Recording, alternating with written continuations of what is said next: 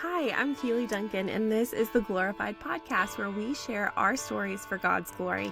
I believe we can glorify God and encourage others when we share how God is working in our lives. We'll feel less alone and connect with one another as we realize we all have a lot more in common than we think. And when our stories don't mirror each other, we get to learn and grow in understanding and in empathy for one another, so we get to love each other better. I'm so glad you're here. Let's get started. All right, you guys, I'm so excited today to have Sheralee Snyder here with me. She is a dear, dear friend of mine, a wife and mom of two. She has always been the friend who is up for adventure, so I don't think it came as a surprise to anyone when she decided to travel around the world full-time with her family, and she's going to tell us about that today. She runs the Instagram account, Sojourning Snyders, where you can follow all the adventures as well as get travel tips and recommendations. Sheralee, thank you so much for being here. Thank you for having me. I've enjoyed following along, so I'm happy to be here today. Okay, I just have so many questions, and I feel like we don't ever get enough time to talk because we only get to see each other about once a year. We have an annual girls trip over Martin Luther King weekend, and I think it started that weekend because a lot of us worked in the school system or in speech pathology, and we just had Mondays off. And so we were looking for a long weekend. And so that's the weekend we would go. And when there's 14, there's 14 of us, and there's anywhere, from 10 to 14 who show up. It's hard sometimes to sit down and have really long conversations. And then, of course, this year we had some snow that cut our trip short. So, Sheralee, you travel around the world all the time, all the Yeah. time. Where are you right now? Right now we are in Costa Rica. It's so We got exciting. here Saturday, I guess, and we'll be here about 5 weeks. So in the winters, we try to do some slow travel, we call it. So we take like a month in a place and a month in another place. So we were just spending a month in Colorado around Keystone to do some skiing, snowboarding, and then completely did a 180 to come here to the very hot weather in Costa Rica. So it's been awesome. Okay. Beautiful. And I probably should preface this by saying I'm feeling like a lot of us are going to be jealous, like right off the bat. Like we're just going to be like, oh my goodness, you can just spend a month wherever. But this is not why I had you on. You're so humble and you guys walk this out so beautifully. And I don't think that's ever your guys' goal either, to just be like, look at what we can do. But Right. we have to practically ask, how are you able to do this? How can you guys travel? And how did you come to this decision of, we're not going to stay in one place, we're actually just going to move around full time? Yeah, sure. So we, well, I guess it started. I mean, we have always loved travel. John is my husband. Yes. We've Yeah. always loved travel. And that's always been a part of our lives. It's not something that we wanted to stop when we had kids. So many people are like, get the travel bug out of your system. Kids are going to come along and you can't do that anymore. Yeah. And we were just like, that's kind of who we are. And that the thought of that made us pretty sad, to be honest. So we just kind of made a promise to each other that we would keep going, even on the days where it's a little difficult, because there are those days that we would just keep pursuing traveling as a family, just exploring new cultures and exposing our children to that from a young age was important to us. So we were living in Jacksonville, Florida, and then December 2019, John got this unsolicited job offer in San Francisco. We took the interview honestly as a joke. We were like, it's a free trip to California. This is great. Like, Yeah. Why no, not? no intentions of taking the job. We went out there, and after the interview, he said, I honestly, if they offered me the job, it would be hard to turn it down. Like, I really am interested in what they're doing. And so we ended up 2 weeks later deciding to move across the country to California with our 11-month-old daughter. And so then, COVID hit, right? Like a couple months later, by Yeah. beginning of February, he was working remote. So he was in the office about a month and a half. And then they said, okay, we're going to keep you at home. And that kept getting bumped like 3 months at a time, 3 months at a Mm-hmm. time. So we kept extending leases and things like that, to the point where we had been there 2 years and we said, hey, doesn't really feel like this is coming to an end. He has not spent one day in the office in 2 years. Could we potentially extend this forever? Like, can he be permanently remote and we can work from wherever? And they agreed to let him do that. So that was something we kind of prayed about. We didn't have family in California. We were plugged into like house churches, which was really cool. But we were kind of missing family and being close to that community, and just, yeah, everything being shut down. So they agreed to let us do that. And we were like, what is this going to look like? Because the world was still kind of shut down at that point. And we decided to spend the first 2 months in Hawaii, just because why not? Yeah. And then we were like, there's a lot of the US that we haven't seen, and there's a lot to see, and that's drivable. And so, what's realistic? Because he is going to have to still work full time. So, we decided to buy a 42-foot fifth wheel and a truck and renovate it. I spent about a month renovating the inside so it felt like home. I didn't want to feel like we were living in a camper. So, it felt Yeah. like home to us, and that was great. And then we spent the next basically 2 years traveling the US. And we had separate bedrooms. So we didn't, the kids had their own bedroom. We had a Mm-hmm. bedroom so he could have his whole office, his 4 screens set up and all that stuff. So he could still work from the road. We, used Starlink internet when we were in the middle of nowhere so that he always was connected. I mean, advancements in technology, so that's Yeah. kind of what made it a possibility for us to do that. And then, yeah, we last winter took the winter off. We stored the rig and we spent a month in Colorado and then a month in Mexico, just to kind of take a break. It is, we were moving every 2 to 4 days, which was really cool. We got to see so many things, but it's exhausting, packing everything up, unpacking, repacking, planning where you're going to get groceries and gas and things like that can start to wear on you. So we took the winters off and we just stay somewhere for a month and just kind of recharge and just relax with the kids. And that was a really nice thing that we were able to do. So yeah, Yeah. that's kind of That's incredible. Okay. And so I just want to like paint a picture because this isn't, and you're going to have to help me probably with the terms, but like when you say fifth wheel, it's attached to the truck you're driving. You're not driving like a RV where like they're hanging in the back, right? So like kids and everybody and you normally drive so John can work, right? That's always been so impressive to me because you've always been so good at like, you're driving a whole entire trailer. Like you are essentially like a truck driver, like, but you also, you were a nurse, so you drove like ambulances or EMT. So you drove ambulances and stuff too, right? yes, that was very helpful in my preparation. I've driven some trailers before, but nothing of that size. But I've Yeah. driven some very large fire trucks and things like that that helped me feel a little more comfortable jumping into something that was over 60 feet long. So still a learning curve for sure. Yeah. I'm way more comfortable now than I was when we started. And John is the backup master. It's like I'm Yeah. fine. He was just really, really good at it. So we just had our little rhythm. I would drive all day. We'd get to our site. We'd swap around, and he would back us right in. So it was great. So when you say like you drove all over the United States, I mean, I think it's Hudson, your son. He's 2, right? And he just hit all 50 states. That's right. Yes. Yeah. Yeah. So So would you just pick a campsite or how do you decide where you're going? Um, that's a great question. We knew one of our goals. We didn't really have a lot of like specific goals. We were like, what a great opportunity. We are so grateful that we are able to do this. We don't want to take this for granted. Mm-hmm. Our kids are small, they're not in school. I was waiting on my nurse practitioner license. So it was like we were literally in this phase of waiting and he could work from wherever. So our general goal was like we would like to get to Alaska. That would be really cool to drive to Alaska and just be able to spend time there. Yeah. The first summer that ended up not being realistic because crossing the Canadian border, there were a bunch of rules that it just wasn't going to work out. And With so COVID still? with COVID stuff, Yeah. yeah. And it was going to be a whole lot of testing. And we just didn't really feel great about that. Our kids were 1 and 3, and we're like, we don't want to test them like 8 times in 2 weeks. It just Sure. wasn't realistic. So we decided to delay that, and we kind of did a loop around the U.S. We had a couple of spots we knew we wanted to hit, a couple of friends that said, hey, we'd like to go camping with you here at this time frame. And so we kind of just pieced it together based on that. We had a wedding we had to go to. I mean, it was just kind of piecing it around that way, and chasing 75-degree weather basically was kind of like, let's just enjoy perfect weather.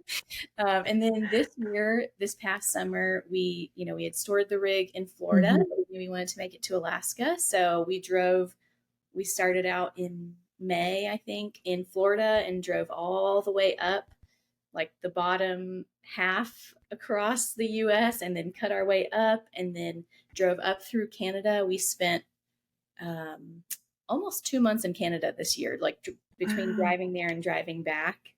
And then we spent 2 months in Alaska, just kind of a little bit slower, about a week each place, and just enjoying the incredible scenery. I mean, it was unbelievable. So, Yeah. Well, I remember texting you at one point and being like, "Where in the world are you right now?" And you were like, "We're on a spit in Alaska." And it's just, like surrounded by water and glaciers. And you were sending me pictures of, I think you guys had you'd like hiked a glacier or something. yeah. Yeah. And it was just like so stunning. So stunning.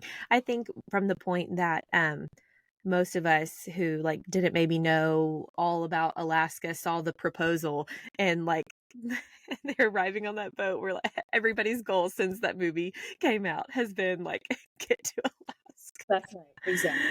Yeah, exactly. I'm sure that wasn't your reason, but I feel like the collective world in some way has been like, man, after that movie they want to go. Right there. Yeah. Um so and when you say you have to unpack and you're going in between like 2 and 3 day places, talk about the fifth wheel a little bit, because it's not like just a trailer where you just walk in and it's there. You have to like pull parts out and set things up, right? Right. Yeah. So we have had 4 slide outs. One of them was the whole living room. So it's like whatever, 14 or 16 feet is sliding out. So it really That's maximizes, like, wild.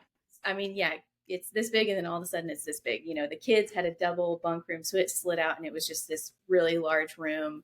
It's the size of just like a regular bedroom, and it had 2 bathrooms in the rig, and so we felt like we had everything we needed. We had a washer dryer in there. It really was like the That top. is mind blowing. I've never thought about that. Yeah, and it was just like one of those things that, not that we needed those things, but we knew those things would make it a lot easier for us. Hmm. So we were able to make that happen. We had a dishwasher. Like, we took the oven out and put a dishwasher in, and that was great because I love dishwasher. You love dishwashers more than cooking. Yeah. Yes. Yeah. So everything, I mean, for people who just do it for a weekend, everything's in Hmm. its place, but we're living in this. So we have like Hmm. even things like an ottoman on the floor that has to be put up, because when the slides come in, you have to make sure nothing's under there. Everything has to be put up in cabinets or strapped down. A lot of the cabinets have to be literally strapped, even though they Wow. click shut. On those, especially those bumpy Alaska roads, we learned our lesson a couple of times. On, the roads are just, a lot of them are gravel or dirt, and we would show up at our site, pull the slides out, and everything had dumped out of the cabinet because we had not Yeah. strapped stuff down. It was just like definitely a lot of learning curve for us, just never having had any kind of trailer with slide outs or things like that. But yeah, we got to where, John would work on the outside stuff, I'd work on the inside stuff. We got in a very good rhythm. Our kids would help, but we started this when they were 1 and 3, so Hmm. not super helpul. By the Yeah. end, they were a lot more helpful at like getting their room ready, and we kind of Oh, had like, we'll do all this stuff the night before and then wake up. It was just kind of, you get in these rhythms to make everything flow a little bit easier. But yeah, it is still, I mean, there's hoses outside that all have to be picked up. We have water filters outside. We have bikes that have to be strapped back on. All of those things just yeah. every couple of days. We had a grill, like a Blackstone grill we would get out. So we had to get that put back away. I mean, all those things. So Yeah, but what a beautiful picture of teamwork that you guys are showing your kids already, because you really, and you're not just, you're doing it all the time, like every few days. You're like, this is what we do, and you're working together, and that's just so beautiful. Talk to me about, and I didn't like prep you for this at all, but talk to me about consumerism a little bit, because you went from a house in Jacksonville to a smaller apartment, and then you've got everything in a trailer. Like, yeah, how much did you have to cut down or realize like what's really worth it and important and what's not?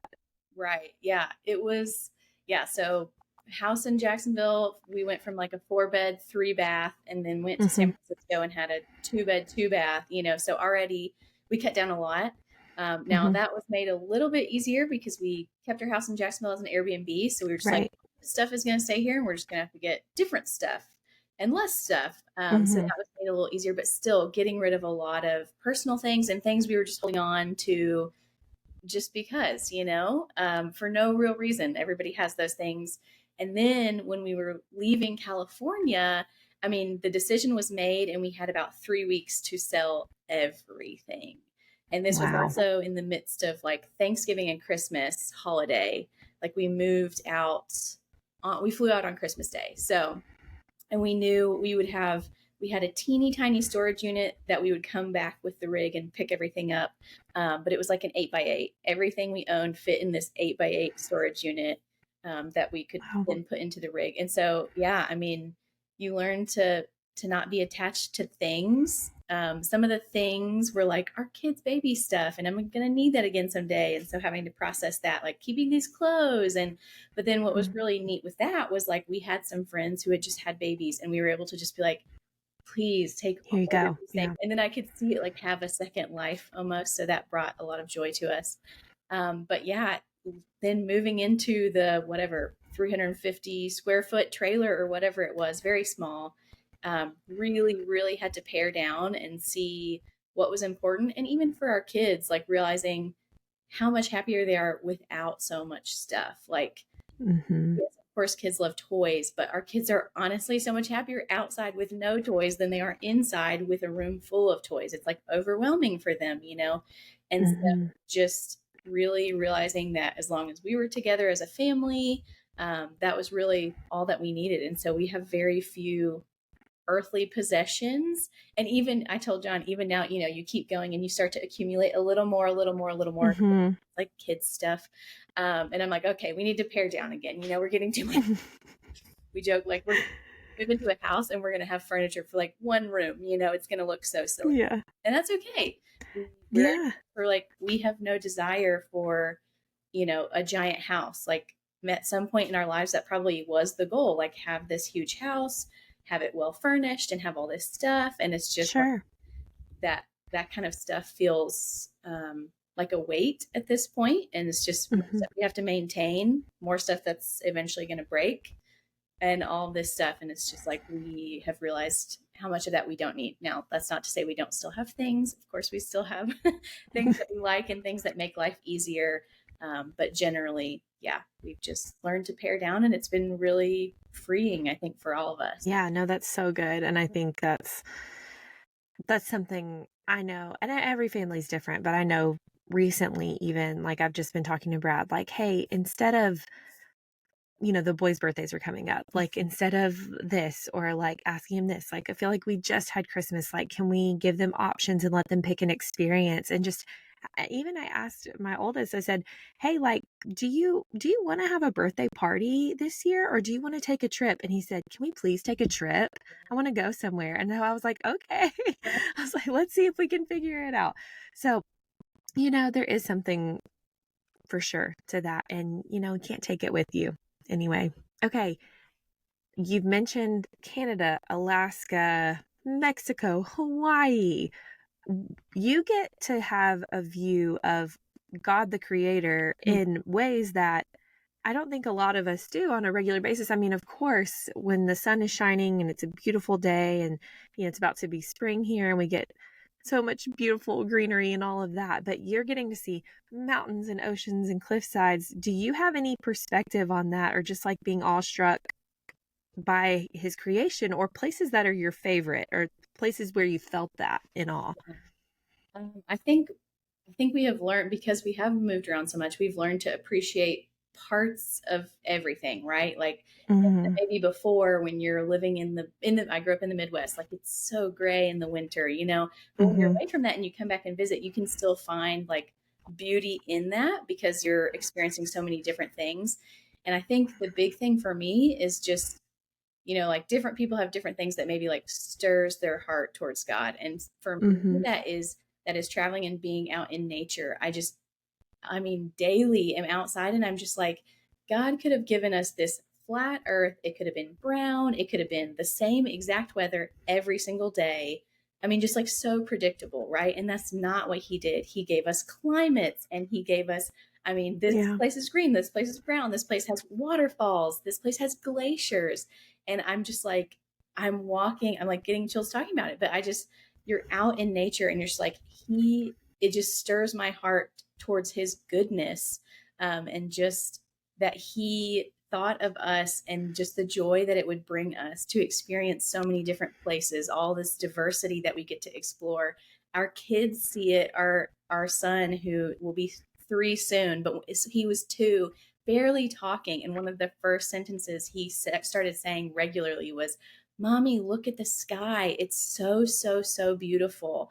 And we would just be like, even on a day that was like maybe a rough travel day or whatever, and just that little thing. And I would look up and be like, "You're right." Like our truck that it has like a glass top. And so he could see, he's riding in the truck, he's just staring at it. And he would say it. And I'm just like, "You are right. It is so beautiful." And like, what a beautiful thing that we can focus on. And when we're hiking, our daughter, who just turned 5, I mean, regularly, we'll just be like, "Wow, this place is so beautiful." And she knows like God gave that to us. On a recent hike, she just in the middle of this hike was like, "Thank you, God, for making rocks," like out loud. Aw. And like people are looking, and I'm just like, I love it. Like I love that already her heart is stirring in that way, that we can be Yeah. grateful just on a hike, like something that maybe kids maybe don't always enjoy. She was just like running and jumping and just like so happy to be there and appreciate that God gave this all for us, that out of his goodness and love for us, he created this incredible world that we get to explore. Even, I mean, just even in the United States, we live in such a diverse country where, I mean, choose your adventure, like Yeah. choose what you want to go see and you can go see it in the United States. So Yeah. that's just something that continually is just, I'm grateful for, and grateful that we've had that experience and that our kids get to see that as well and know that that is because of God. Yeah. No, I love that. And that's so beautiful. I mean, I feel like I know your kids. I don't know them. I guess we've never met. Yeah. Because it's like, yeah, I guess you've never met my kids either. Right, Because right. once you go on from college, then it's like, oh, we're just on social media. And then it's like, no, we need our mom's trip. Like the kids can't come. So, no, but I just love your sweet kids. And I feel like that's just beautiful. And clearly you guys are doing such a wonderful job to where they can look and notice that and be like, thank you, God, for rocks. That's so precious. That's so sweet. When you think about not even the places in the last 2 years, but you guys have traveled a lot. Do you have any places that are your favorite? Because I know it's probably hard. It's probably like picking your favorite, like pick a favorite child, Right. Sheralee. Yes, exactly. It is very difficult. I would say, I mean, Alaska is up there. And I think Yeah. part of it's just like recency bias, right? Like that was like Right. recency recent, but it's just the vastness of it. It is diverse. You get to see so many things you don't see anywhere else in the US, or some of it you don't see anything like that in the world. So that's just really incredible. And then, I mean, we always say that I mean, Switzerland is definitely Yeah. there. Oh, yeah. Yes. I mean, there's so many good places, and even like Chile. We were there around Christmas, and that was another Yeah. one that my husband got to study abroad there in college for 3 months, and he's always wanted to take us back, and so we decided to take advantage of the Christmas holiday, and we found super cheap flights, and we're like, we're doing this, and so we went to Chile, and I was blown away by just like how diverse that country is. I mean, he's told me stories, but seeing it firsthand, you have Mm-hmm. so many different things to see there, and it's just really cool. But I mean, man, I could talk forever. We love so many different places, and there's always places like, I mean, Iceland is another one that also very diverse. You can see so many Mm-hmm. different landscapes and even climates within Iceland, just that one country. So for us, we always think of like favorite places, and it's generally ones that have really cool like outdoor things. Yeah. Of course, we love just Europe in general and going and exploring all of these like old Yeah. buildings and delicious food and all of that Oh, yeah. stuff. Yeah. And that's another kind of joy, but it's just like, yeah, the stirring that occurs when we are just outside in nature is In nature. a different level for us. Mm-hmm. Okay. And when we were just talking, was that some sort of tropical bird that There's also monkeys that like they're in just our backyard right now. So. I know. I saw you posted the other day you were walking to coffee and there was monkeys just like right over your heads in the trees. I keep having to remind myself that you're in Costa Rica right now. Yes. That's so beautiful. Okay, would you say, because I know you guys love being outside and being in nature and your kids love it too, Mhm. are those same places family friendly? Like, are there any places that you've loved that have been so good for kids? I just saw, I don't know if you follow her, she's a Nashville girl, but Hunter Primo, she was in Portugal Oh, and saw like they saw her baby was like sleepy at the table and came and made a little bed for him wow. next to the table. Yes. Like I'm like, I've never seen anything like that. And like I don't know Hunter or anything, I just follow her, but like I just was like, that's incredible. Um, I would say, I mean, in our minds, anything can be made into a family friendly trip. Yes. Yeah. But I was blown away when we were in South America. We'd been to Aruba before, but that doesn't really count in South America. In my mind, it's like it feels very different.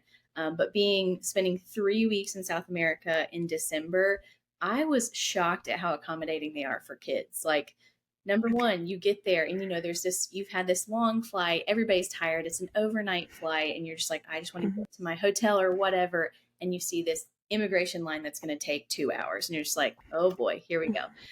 They see you with a child and they're like, please step into this other line. And it's this Oh. shorter line. And it's for people with small children.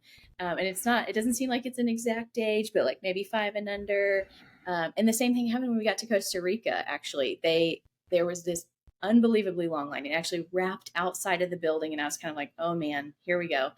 Like, we're going to be pushing some limits here. Like, get the snacks ready. I'm meant Yeah. for this. And then they see us and they're like, step into this line. And we were through immigration in 5 minutes. I mean, like, Wow. thank you, Jesus. Like, what a blessing on a long travel day. And in South America, so many things they would always bring coloring pages and stuff like that to the table at restaurants. And I know a lot of US places do that as well, but it was like consistent. We went on this boat tour and they were just like, here, we have these stuffed animals for your children. And we're like, what? Like, Oh. I mean, it was just like they prioritize children and make them feel special wherever they go. And there's no it never felt like there was an air of like, hey, you need to keep the kids quiet, which can be a thing Mhm. some places where it's like they're happy the Yeah. kids are there, but they need to be quiet. But it was just like the Mm. whole time we were there, they were just like celebrating the kids and everybody wanted to come up and talk to them. And it wasn't just our kids, it's all of the kids. Like they're celebrating all of the kids that way. And it was just really cool. There's parks everywhere. And yeah, so that was just I didn't expect that going in, and I don't think John knew that because he didn't have kids there last time, so he wasn't aware of that as either. But that was just really nice, and it just made our trip go much smoother, honestly. So Yeah. Okay. Do you think it's just, sorry, my eyes watering again. Do you think it's just a mindset like you said we think any place can be family friendly. Do you think that a lot of that, which I know like you do have to make accommodations or we feel like we need to bring a lot of things to the beach or wherever, like it just feels like there's so much gear that we need and stuff. Do you think the one of the biggest things is just like our mindset? I really do. I think we have learned a lot. I was thinking about this today, actually. The first flight we took as new parents, Adeline was 6 weeks old, and we had to take her on this, I don't know, week or 10-day long trip or something. And we packed so much stuff, like new parents, still learning things. And I Mhm. took a picture because when we landed in our destination, like the hilarity of it hit me how much stuff we had. And I was like, I'm going to want to Yeah. look back on this and laugh. Like, so many suitcases for a baby who literally just needs me to survive. And we've packed like 8 bags. It was Yeah. insane. And so that was a learning moment of like, okay, we didn't use any of this stuff we brought. And so Yeah. I think Wow. each trip, one thing, my tip for people is always try to pack light because you don't realize, again, how much that stuff is weighing you down. Like, somebody's got to carry all that stuff. And when you're also managing Mhm. children, it can be stressful to like make sure they're not running into the street and also watch 8 bags. So, packing light is a huge thing, which is still a learning curve for us. We did really well with that for South America. We packed in 3 carry on bags and it made for 3 weeks, and it made our trip so much easier. It was like one person can hold the bags and one person can watch the kids or whatever. Versus when we have so much stuff, it just adds a layer of stress. And then everywhere you go, there are things for kids, and it may not be like the traditional tourist stuff to do. Like Hmm. maybe you want to go to Italy, right? And you're like, okay, we want to go to those museums and this and this and this, but they still have playgrounds, right? Like they still have things that would be geared towards kids. They still have pools and, things that kids love. So we try to just like sprinkle some of that in if it's a trip that maybe, okay, we know that today was mostly something that we would enjoy and not so much for the kids. So tomorrow morning, we're going to do something that the kids are going to enjoy. They really want to go to the pool at the hotel. We're going to do that. Or we found this local children's museum, or we found a zoo, or whatever that might be. We try to find things and kind of like take turns, I guess. But with anything, the more you practice it, the easier it gets, right? So the more we have practice going on hikes and stuff like that, we've never made it like you have to do this. It's just like it's something that we have done as a family, and our kids love it. Like our 5-year-old asks when we're going to go on another hike, and if it's been a while, she's like, "It's been a while since we've been on a hike." And she hiked 6 miles as a 2-year-old. Like they are so capable, and I think so often we don't give them credit for being so capable and so adaptable. Hmm. And so, yeah, any place can be kid friendly. You can find things to do. And we always try to find fun things. And sometimes that's, hey, we found this really fun, I think it was in Chile, there was like an Alice in Wonderland cafe. Like, did I really Oh. want to, like, was that on my list? No, but they would really like it. And they did. There's like crazy hats they get to wear, and the food's funny, and things like that. And that's what they'll remember from the trip. Like, kids will, we have had some like rough days traveling. That's just the reality of it. Some days just don't go as planned. And I remember Hmm. this one will stick in my mind forever. We had like this 12-hour drive day, and there was no way around it. And this was like our first year. So the kids still were getting used to being in the car for long periods of time. And we broke it up. We had lots of stops, but it was just like thing after thing went wrong, like this Hmm. and all this stuff. And by the end of the day, we get to our place and it's like midnight, and I am just like drained and tired and just like, wow. In my mind, I'm like, that was a rough day. Like, that was a rough day. And we're putting Adeline to bed, and she was 3 at the time. And she was like, today was such a fun day. And I was like, Oh. I literally laughed and I said, I'm sorry. Why exactly was I'm thinking, how could you have turned such, in my mind, such a rough day of like the kids didn't nap and there was a meltdown and like this, we couldn't find a gas station, all this stuff.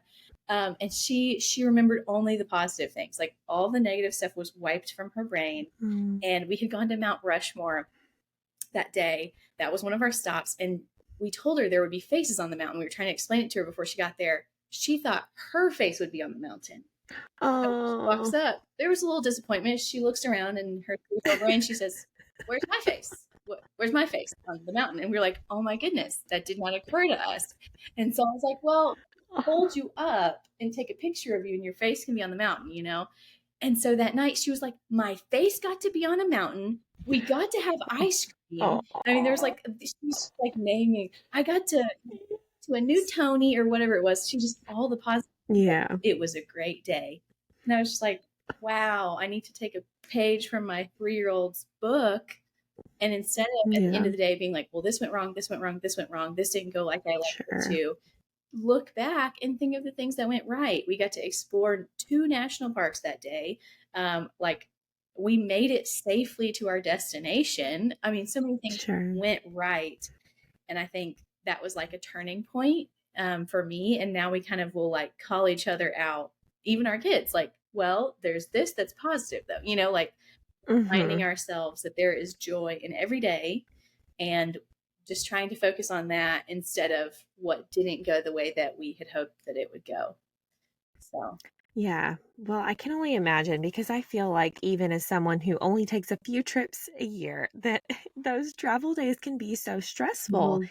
And it just seems like there's so many moving parts and you never know, like, is my flight going to be delayed? Did I pack enough snacks for the kids? And even in college, I remember when we were studying abroad, just on my calendar for like a travel day, we had a long travel day, and it was just like I wrote it over and over again. It just sticks out in my head. I was like, I hate travel days. I hate travel days. Like I just had like an alarm every hour. It was like the green stripe going down. And I don't know why, but it was like that didn't prepare my heart in any way. And like, and you know what? It ended up like it was a tough day, but like we made it to our destination safely. And yeah, I mean, it's never a bad idea to stop and practice gratitude. I'm a big fan of that. Practically speaking, are there, which like I know we talked about like not having a bunch of stuff, but families are getting ready to go like on spring break and travel for the summer. Are there things that you found that are like so good in the car or on flights for the kids? Yeah.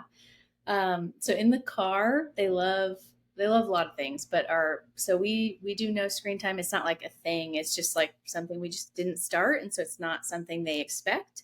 Um, Hmm. but they have their own Tony box. So, little cubes, Yeah, we little love that too. characters. They love that. And for Yeah, us, because we spend a lot of time in the car, it stays in the car. They yeah, don't get their Tony box unless they're in the car. So then for them, yeah, they're like, yes, can we get in the car? Like the morning starts and they're like, is it time to get in yeah. the car yet? Is it time to get in the car yet? Instead of like, ugh, we have to get in the car. They also, I mean, sticker books are always a hit. We love all Yeah, Melissa and Doug travel things. So sticker books, yeah, they love their little scratch books.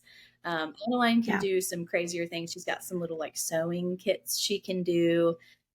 She Aw. likes to, she's a little bit of a nerd and I love it. So she loves like workbooks. Like she's like, give me some homework. So she works on some of that. But we have certain things like that that are only for the car. Like we don't break that stuff out unless we're in the car. And then there's other stuff for planes. So like we love the Tony box, but it's a little bit big to take. Yeah, Bulky. if Yeah. they each have one backpack, and that's where all their stuff is going to go.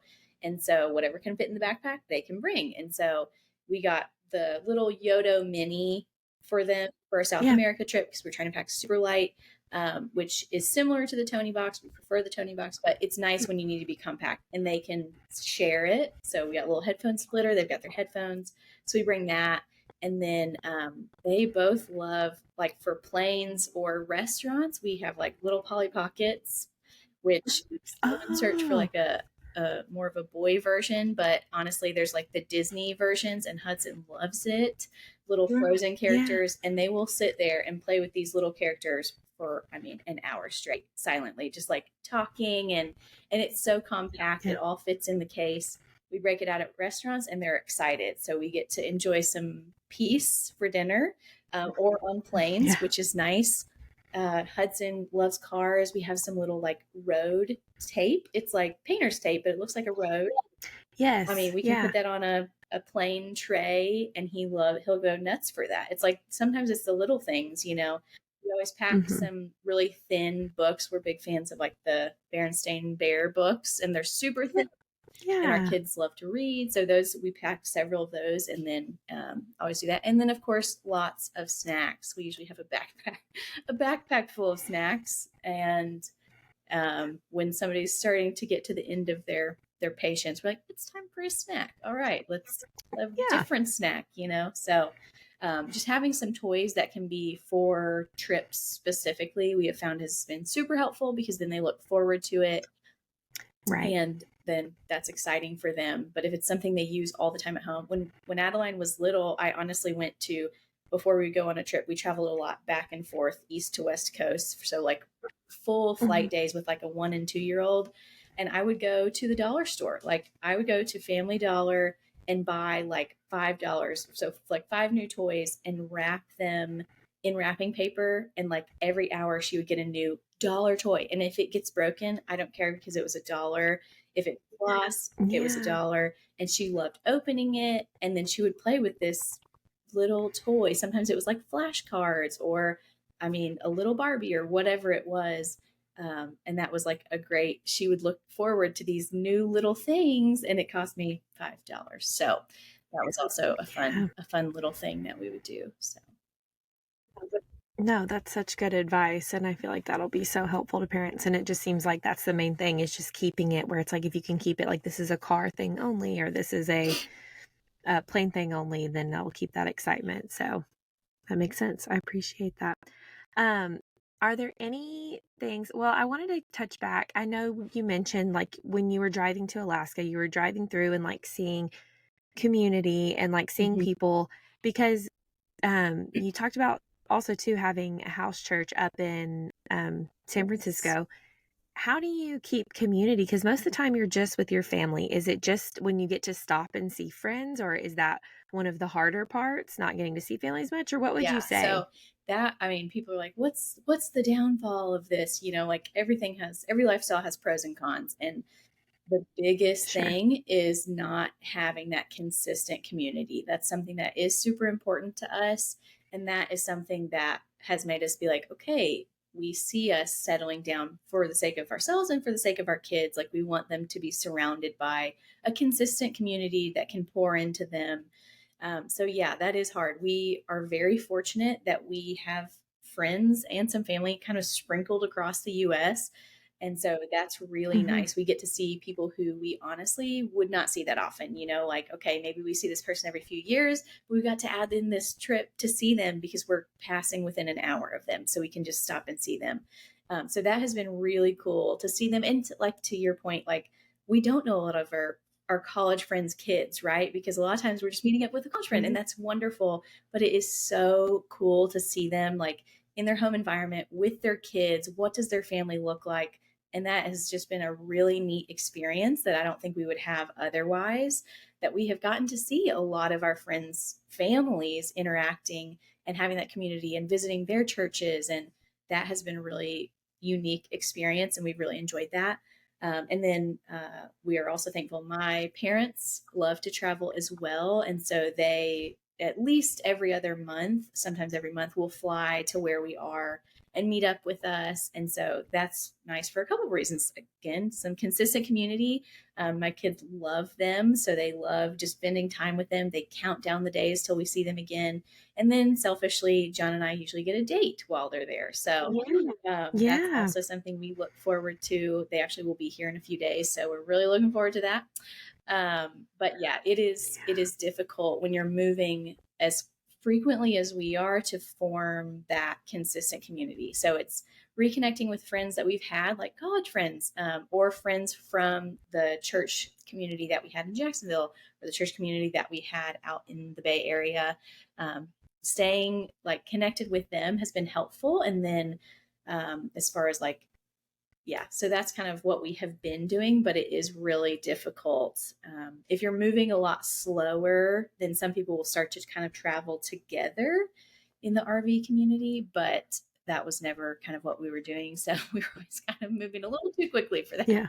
Uh, it's been interesting to see, like Adeline especially was a little bit more reserved, a little bit quieter, but then those 2 years, I mean, she just knew like, okay, we're going to keep moving. So if I want to make a friend, I have to be the one to go out. And she has gotten so much more brave and bold and just going up to kids and, hey, you want to be my friend? Hey, you want to play? And I'm just like, part of that is really good for her, like kind of Hmm. forcing her a little bit into that situation where she seeks out community. She realizes it's something that she wants, and we're in a lifestyle that it's maybe a little Yeah. bit more difficult. And so she's Yeah. willing to put in the work to make it happen. And every time we go to a playground, she's like, I made a friend, you know, and we'll never see them again. But she enjoyed that interaction and that friendship. And so that's been really cool to see as well. But it is definitely, I'd say, the most Yeah. difficult part of traveling full time. Yeah, for sure. I feel like I could ask you like a million more questions about just because it's not like, I feel like it's not something that people get to do or are able to do all the time. And so it's just a very cool experience that you guys are getting to have. Is this something that, you'll do for forever? Or do you think as the kids get older or what do you think? Are y'all just kind of taking it month by month, year by year, because there is some planning involved, right? Like you either have to plan where you're going or plan where you're Right, exactly. staying. It has been, yeah, a little bit of like a month to month. We plan a few months out. We've just kind of learned that's kind of what we have to do. So currently Yeah. planned through kind of the end of June. Lots of Hmm. trips. Yeah.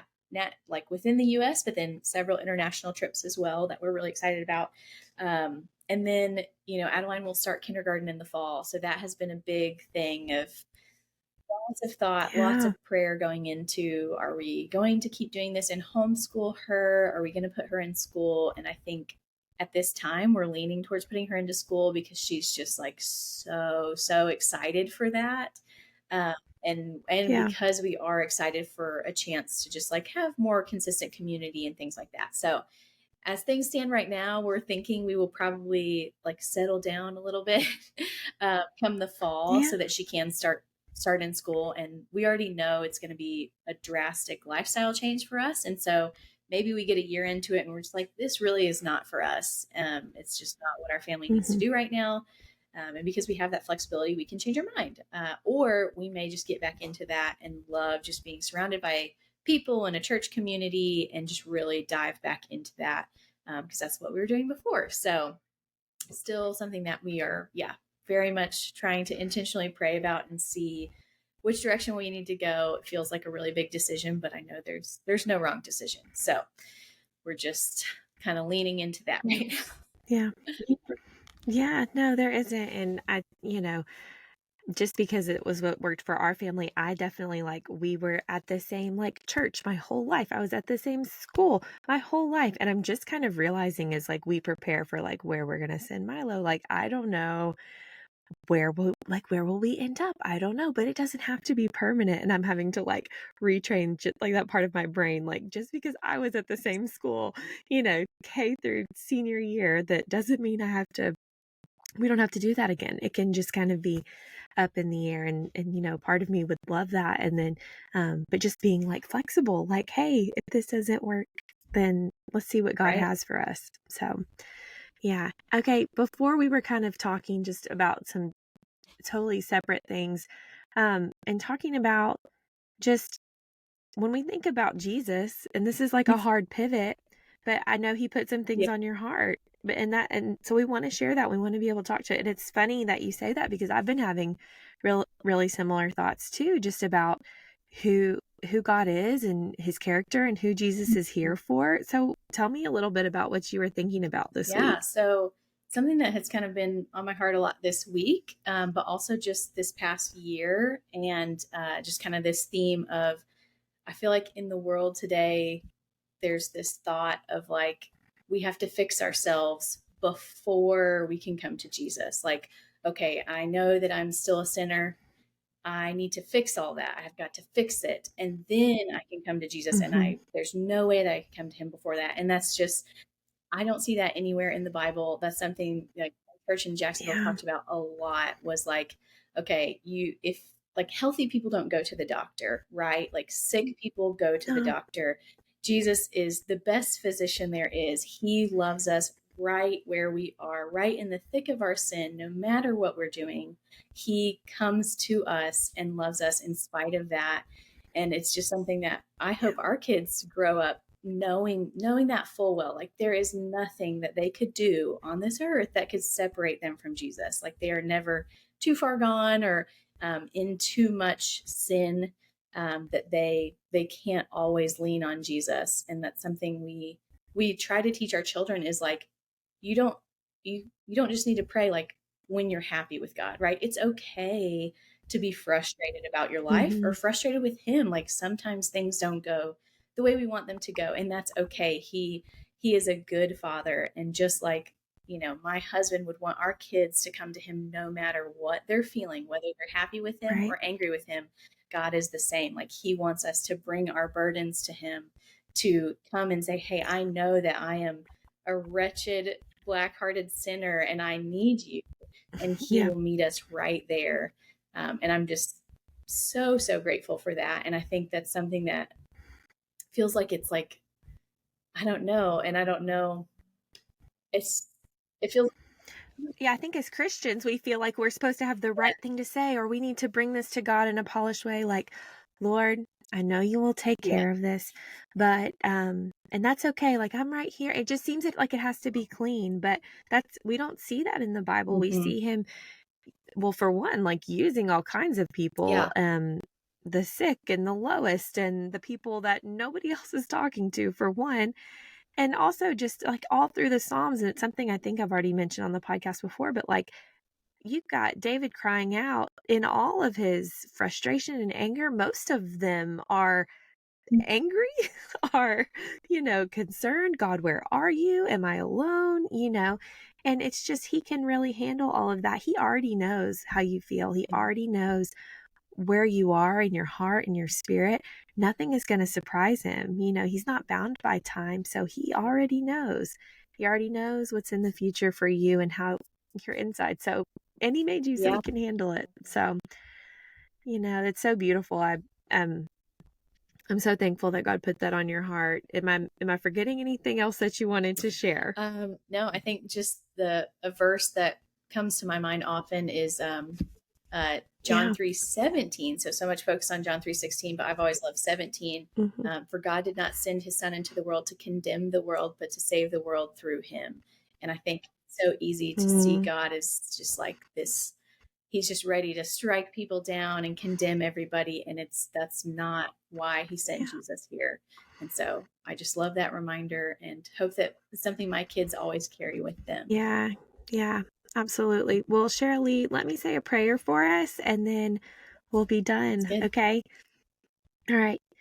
Dear Lord, we just want to thank you for Sheralee today, for coming on and sharing her story and sharing about her family.